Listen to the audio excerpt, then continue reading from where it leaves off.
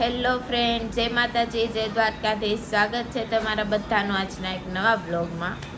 તો જો વાગી ગયા છે 10 ને હું જાગી ગઈ છું અત્યારે. અને આજે હું સ્કૂલે નથી ગઈ કેમ કે મારે રજા છે. અને આ બાજુ જો પલભાઈ રોકાણા હતા એટલે જો બધા જાગી ગયા છે.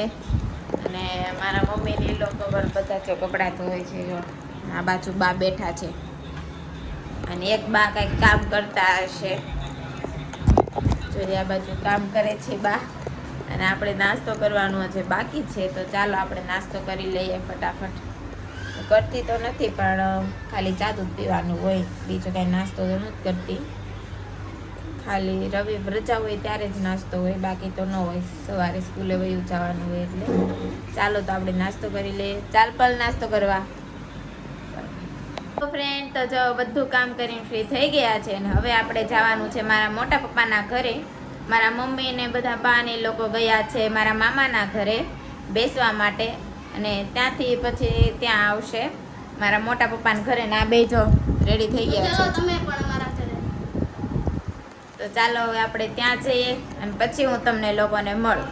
ફ્રેન્ડ, તો જો હું આવી ગઈ છું મારા મોટા પપ્પાના ઘરે. અને આ બાજુ જો બધા રસોઈ બનાવે છે. જો કાકી મારી મમ્મી પણ રસોઈ બનાવે છે. ચાલો એને પૂછીએ કે શું બનાવ્યું છે. એમ શું બનાવ્યું છે મમ્મી જમવામાં? જમવામાં તો છે ચાક રોટલી, દાળ ભાત, સાથે છે ભજીયા, ફાડા લાપસી, છાશ, પાપડ, સલાડ. ચાલો બધાય જમવા. જો આવીને રસોઈ થોડી ઘણી બનાવી નાખી હતી, થોડી ઘણી બાકી હતી તો એ બનાવે છે. ને આ બાજુ જો બધા બેઠા છે. જો મારા મોટા પપ્પા પણ આવી ગયા છે. જો બા બધા બેઠા છે. આ જો શું કરશો? Free fire. હાલો તમે રમવા. તું રેમ, અમારે કોઈ નથી રમવું. ચાલો તો આપણે હવે રસોઈ બની જાય પછી બેસી જાય જમવા, પછી આપણે મળીએ. હેલો ફ્રેન્ડ, તો જો જમવાનું થઈ ગયું છે રેડી. અને જો બધા બેસી ગયા છે જમવા. જો હજી એક તો અંદર બેઠા જો બધા. આ બધા જમીને બેઠા છે.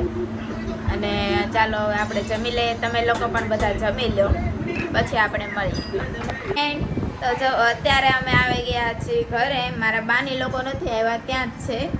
અને આ બાજુ જો આવી ગયા છે અમારે બેસવા. ભવ્ય ટાટા કરો. ધનુ નથી આવ્યા, અમારે ધનુબેન બહાર ગયા છે. ને આ બાજુ જો મારી મમ્મી નાસ્તો કરવાનું શરૂ કરી દીધું છે. જો આપણે પણ નાસ્તો કરવાનો છે. આપણે ચા દૂધ પી લઈએ. અમારા કિશુબેન ગઈ ગયા હશે, તો કાંઈ નહીં. ચાલો આપણે નાસ્તો કરીને પછી મળીએ. ફ્રેન્ડ, તો જો મારા મમ્મી આવી ગયા છે મારા બેનને મૂકીને. તો ચાલો એને પૂછે કે શું જમવાનું બનાવવાનું છે. એમ શું બનાવવાનું છે મમ્મી જમવામાં? જમવામાં બનાવવાનું છે આજે સેવ ટમેટાનું શાક અને ભાખરી. પણ તારે જ બનાવવાનું છે. આપણે માથે રસોઈ બનાવવાનું આવી ગયું છે ભાઈ. આજ તો કેટલા દિવસ પછી રસોઈ બનાવી છે, કેમ કે હમણાંથી તો મેં રસોઈ જ નથી બનાવી. મારા દાદીની ગામડે આવ્યા હતા પછી આને રજા હોય એટલે એ જ બનાવતી હોય. કાંઈ વાંધો નહીં, બનાવી નાખશું. જે મારો બ્લોગ જોવે છે સાથે સાથે. કાંઈ નહીં, ચાલો તો આપણે રસોઈ બનાવી નાખીએ. તું નહીં બનાય કાંઈ? તારે જ બધું બનાવવાનું છે. કાંઈ નહીં, કાંઈ વાંધો નહીં, આપણે બનાવી નાખીએ. ચાલો આપણે મૂંઝાવાનું નહીં. કાંઈ નહીં, ચાલો તો આપણે રસોઈ બનાવી નાખીએ પછી આપણે તમને મળીએ. મારા બાની લોકો આવ્યા નથી, ત્યાં જ જમવાનું છે ને.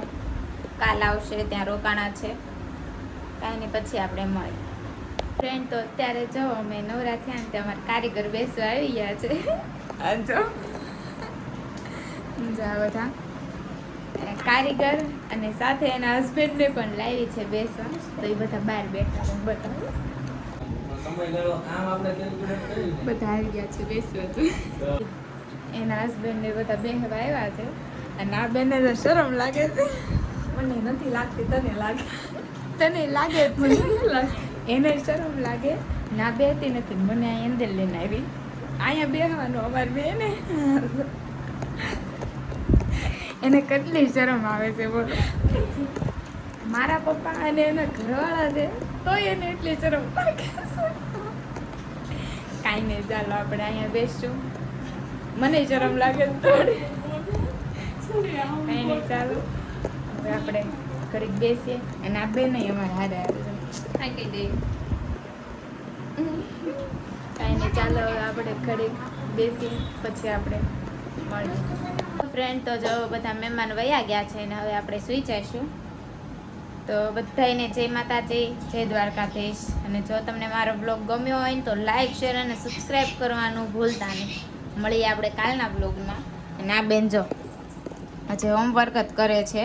2 દિવસની રજા ગઈ પણ અત્યારે એને ટાઈમ મળ્યો છે. ખોટી છે, એક જ દિવસની રજા ગઈ. આજે એક આખો દિવસ ને કાલ તો ડાન્સમાં નહોતી ગઈ. હા પણ તોય રજા તો હતી ને, તારે 5 વાગે સ્કૂલે વહી આવે. અત્યારે એને ટાઈમ મળ્યો છે અને કાલ પછી સવારે વહેલે જાગીને લખશે. કાંઈ નહીં, ચાલો ગુડ નાઇટ.